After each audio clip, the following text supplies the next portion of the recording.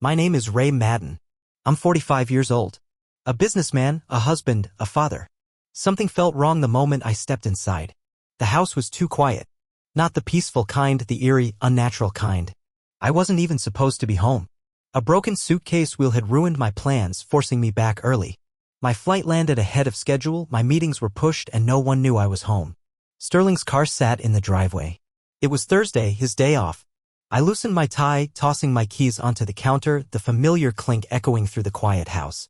But then something stopped me. A sound. Soft. Muffled. Out of place. My body tensed. I held my breath, listening. A whisper. A sigh. Low, deliberate, intimate. My pulse hammered as I moved toward the stairs, each step measured, careful. One step. Then another. Perhaps Sterling, my 18-year-old son, was on the phone, or maybe watching something with the volume too low. But something felt off. This wasn't casual background noise. It was deliberate. Sterling's bedroom door was slightly open. Just enough. Carefully, I pushed it open a little more, bracing myself for whatever lay beyond. And there they were. Violet, our maid, seated on the edge of the bed. Her back arched, yet relaxed in a way that suggested this was not unfamiliar territory. Her blouse, slightly open, enough to raise questions, enough to leave little doubt. And Sterling, positioned between her legs, his hands firm on her waist, his mouth latched on her cherry. For a moment, I couldn't move. The facts were clear, but my mind refused to process them. My own son. The woman we employed. A dynamic I never imagined unfolding right in front of me. Her hand was in his hair. There was hesitation, but no resistance. This was the moment I should have intervened, should have stepped in, demanded answers, put an immediate stop to it. But I stood frozen, unable to react. And while shock was the obvious explanation, it wasn't the only one. Because beneath the confusion, the anger, the betrayal, there was something else. Something unexpected. A curiosity I couldn't ignore. The room was thick with warmth. A scent lingering in the air that was both familiar and foreign. The weight of the moment pressed down on me as my thoughts raced. How long had this been going on? How had I missed the signs? Sterling shifted, his lips moving lower, and that was when something inside me snapped. Without thinking, I stepped back, turned away, left the scene before they could realize they weren't alone. In the hallway, I leaned against the wall, exhaling a breath I hadn't realized I was holding. My hands were unsteady. My mind a blur of conflicting thoughts. The next step should have been obvious. Inform Kelsey. Fire Violet. Confront Sterling. Take control of the situation before it spiraled further. But that wasn't what consumed my thoughts. Because the image refused to leave me.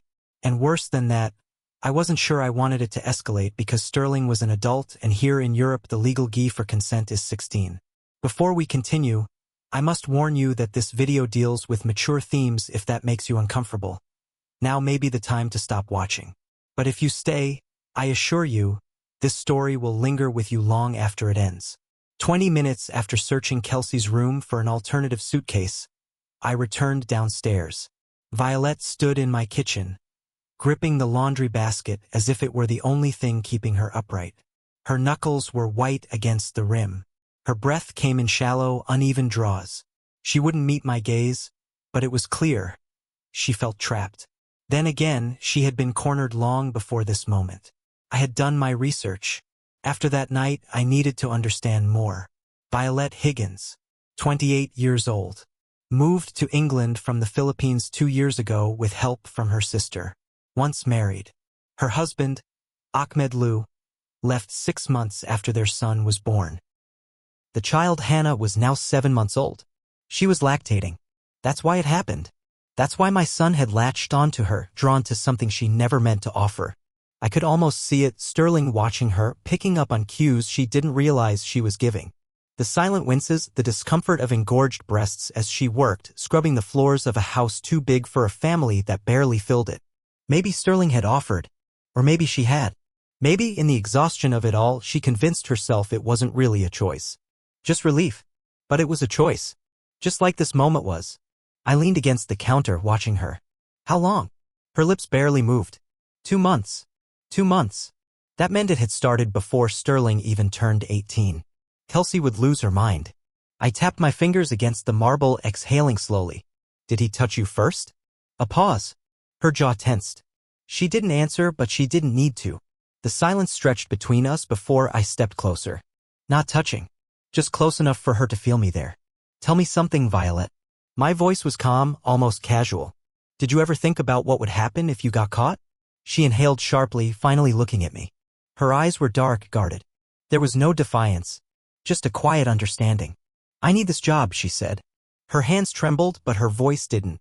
I have a baby to feed. Rent to pay. My sister is the only family I have here, and she has her own struggles. I nodded. You need this job. My voice was even, deliberate.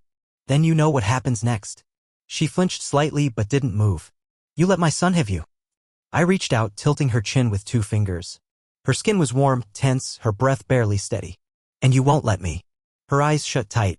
There was no protest. No attempt to pull away. Because she had already known. From the moment I told her I had seen. There was no need for force, no need for struggle. Because this wasn't about if she would give in. It was about how long she would pretend she had a choice. Her breath ghosted against my wrist.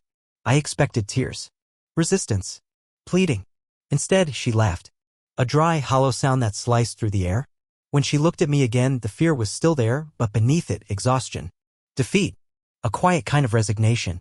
Men like you, she whispered, her voice shaking, you always think you're the first. That gave me pause. I studied her face, really looked at her. The deep shadows beneath her eyes. The way her fingers gripped the counter behind her, pressing into the stone as if trying to anchor herself. Violet Higgins had lived through this before. Maybe not with a boss. Maybe not exactly like this. But she understood how the world worked. She was a survivor. And survivors don't fight battles they know they can't win. The next day, I sat in my corner office on the 26th floor of the Madden and Scott building overlooking the London skyline. From that height, the city seemed calm, sunlight bouncing off glass towers, streets bustling with black cabs and hurried pedestrians. Everything moved with purpose. Except me. My desk was littered with reports I hadn't touched, my computer screen frozen on an unfinished email. My schedule had been packed, investors at 2, a conference call at 4. There had been no shortage of work. But work hadn't been on my mind. A week had passed since the conversation in the kitchen. Since Violet had stood there, small, uncertain, gripping that laundry basket like it was the only thing keeping her upright. A week since I had told her I knew.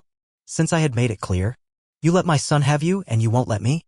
The words had left my mouth before I had even fully processed them.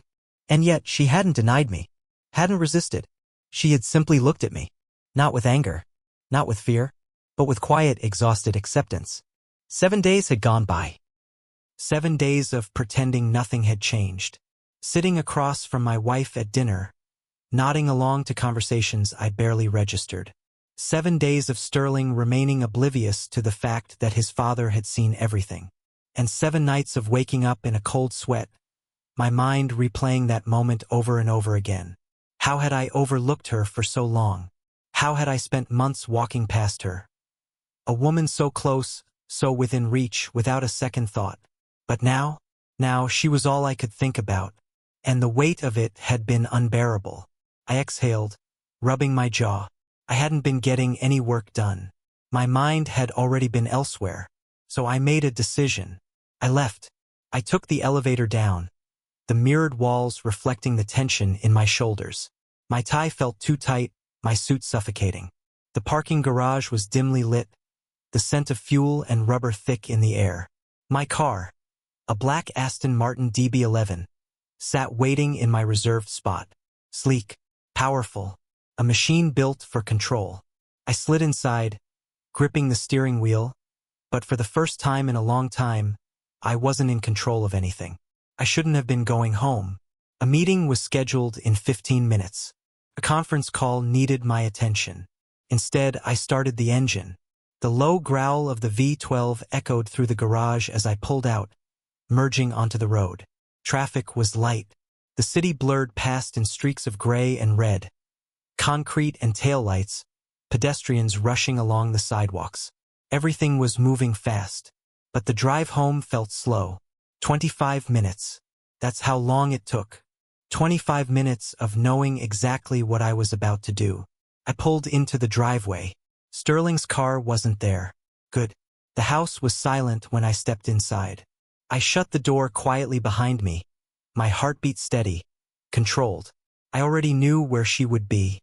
Moving through the house. My footsteps barely made a sound against the marble floor. The air carried the faint scent of lavender and fresh linen.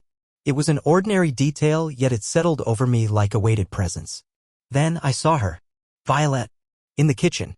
She was folding a dish towel, her movements slow, methodical. At first, she didn't notice me. Her hair was pulled into a low bun, a few loose strands curling at her temple. She looked tired. She always looked tired. Something stirred in my chest. A sensation I wasn't ready to name. I stepped forward. She turned at the sound, and the weight of the moment pressed down on us, thick and unspoken. Her fingers clenched around the fabric of her uniform, her knuckles turning pale. Her breath was uneven, her chest rising and falling too quickly. I could have acknowledged the tension. I could have given space to whatever lingered between us. But I didn't. Because in that moment I refused to care. I knew I was selfish, but I wanted what I wanted. The first sign that something was wrong was in the way Violet moved. She had always been precise, never rushed, never lingering too long. But now? Now she hesitated. She avoided my eyes more than usual. Her hands shook when she poured my coffee. She folded the same towel twice, distracted, unfocused. And then there were the late nights. The quiet, stolen moments when I caught her with Sterling. Their voices low in the hallway. Her expression unreadable. His eyes filled with something I recognized all too well. Possession. The realization struck hard, sharp, undeniable. Violet was pregnant. And the worst part? She didn't know if it was mine or Sterling's. For weeks, the collision between Sterling and me had been inevitable. We both felt it building, thickening the air between us. It happened one evening after dinner. Sterling stood in the doorway, his face tense, jaw locked. "It's mine, isn't it?" I set my glass down slowly, carefully. I didn't blink. "What are you talking about?" I asked, though I already knew. His hands curled into fists. He wasn't a boy anymore. "Violet." His voice was sharp, edged with accusation. "She's pregnant. And it's mine." My chest tightened. "You don't know that." He let out a short, bitter laugh. "Neither do you." Silence. I stood, feeling the weight of the moment settle between us. We weren't father and son anymore. We were two men. Two men who wanted the same woman. Sterling squared his shoulders, his gaze burning into mine. "I love her." I exhaled, shaking my head. "No, you don't." He flinched. "You don't get to decide that," he shot back, his voice unsteady but his conviction firm. "I love her. And I'm going to take care of her. Of our child. Our child." The words hit like a blade. That's when I realized the truth. He had already made his choice. And no matter what I said, he would believe the baby was his. Even if it wasn't. Kelsey came home that night. I didn't hear the front door open. Didn't hear the sharp click of her heels against the marble floor. I only heard her voice. "What the hell is going on?" My blood turned to ice. I turned too slowly, far too slowly. Kelsey stood in the doorway. And beside her? Violet. Her face was pale, lips slightly parted. Her hands rested instinctively against her stomach, a silent confirmation of the truth none of us were ready to face. But Kelsey wasn't looking at her. She was looking at me. At Sterling. And in her eyes, I saw something I had never seen before. Rage. Disbelief. A realization so deep it rooted her in place, stiff with the weight of it. Her voice faltered, breaking under the enormity of it all. Her gaze flicked from me to Sterling, then back again. "You too, with her?" Her breath came fast, uneven. A step back. A shift in the balance of the room. Sterling spoke first. "Mom, but she was already shaking her head. "No, one word. Final." It cut through the air like a blade. Then she turned to Violet. "How long?" Violet opened her mouth, but no words came out. Because what could she say? How could she explain the impossible? That she had loved Sterling. That she had needed me. That in the end, she had never really had a choice at all. Kelsey left that night. No screaming. No accusations. No demands for answers. She simply walked away. And just like that, my marriage ended. Sterling left soon after. He didn't pack a bag. Didn't slam the door. Just grabbed his keys and walked out. He didn't say my name. Didn't even look at me. But just before he stepped through the door, he hesitated. And then he said the words I knew I would never recover from. "I will never forgive you." Then he was gone. Violet? She left too. Not that night. Not even the next day. But soon enough. Because she understood now this house would never be a home. Not for her. Not for our child. So she disappeared. And I never saw her again. I lost everything. My wife. My son. Violet. And the worst part? I didn't even know if the baby was mine. Maybe it didn't matter. Maybe the only thing that mattered was that I had destroyed everything. And I had no one to blame but myself. It's been 2 years. 2 years of waking up in an apartment too big for one person, the kind of place I once would have called temporary. Except nothing is temporary when you have nowhere left to go. I used to have a home, a real home. A place filled with voices, movement, purpose. Yeah? Now, I wake up to silence. I don't know where Kelsey is. I don't ask. I don't call. I doubt she'd pick up if I did.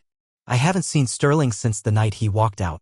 The last thing he ever said to me, "I will never forgive you," rings in my head every day. And Violet? She's gone. No phone calls. No letters. No updates. All I know is that somewhere out there, a child was born. My child. Or Sterling's. I don't know. I never will. That's my punishment. And I deserve it. People talk about karma like it's some kind of slow, poetic justice. Like the universe waits patiently before serving you what you deserve. They're wrong. Karma doesn't wait. It hits fast, like a car slamming into your chest, leaving you winded, broken, and scrambling for breath. It started with Kelsey. After she left, she wasted no time. The divorce papers came fast, clean, merciless. She didn't want money, didn't want negotiations. She just wanted out. That should have been my first clue that I had truly lost her. Then, Sterling cut me out of his life completely. At first, I told myself he'd come around. That after some time, after the anger faded, after the dust settled, he'd call. But he didn't. He never did. He changed his number, blocked my emails. He wasn't just angry. He erased me. And then the business started slipping. Madden and Scott wasn't the same without Madden. I stopped showing up to meetings. The whispers started first. Then the rumors. Then the reality. I was unraveling, and everyone could see it. 6 months after everything fell apart, I stepped down. And just like that, I wasn't Ray Madden, the businessman, the father, the husband. I was just Ray Madden, and I had nothing left. There are moments, late at night, in the dead silence of this empty apartment, where I wonder if I could have stopped it. If I had walked into that bedroom and pulled Sterling away from her. If I had ignored my urges. If I had never cornered Violet that night in the kitchen. If I had been the man I was supposed to be. Would things be different? Would Kelsey still be here? Would Sterling still be my son? Would I have met my child? Or did I set fire to my life the moment I opened that bedroom door and didn't walk away? Does regret even matter when the damage is permanent? Now here we are. Me, sitting in an empty apartment with nothing but my past. And you, listening to a story that probably disgusts you. Or maybe you're not sure how to feel. So let me ask you, who do you blame? Do you blame me, the man who let his worst instincts destroy his family? Do you blame Sterling, the son who started it all but never saw the danger in it? Or do you blame Violet, the woman who played both sides out of love, out of fear, out of survival? Or do you think no one is innocent in this story? Tell me, if you were in my shoes, what would you have done? Would you have stopped yourself? Or would you have made the same mistake? The kind of mistake that costs you everything. If my story resonated with you, don't forget to like and subscribe. Hit the notification bell to stay updated, and share your thoughts in the comments. I'd love to hear from you. See you in my next video.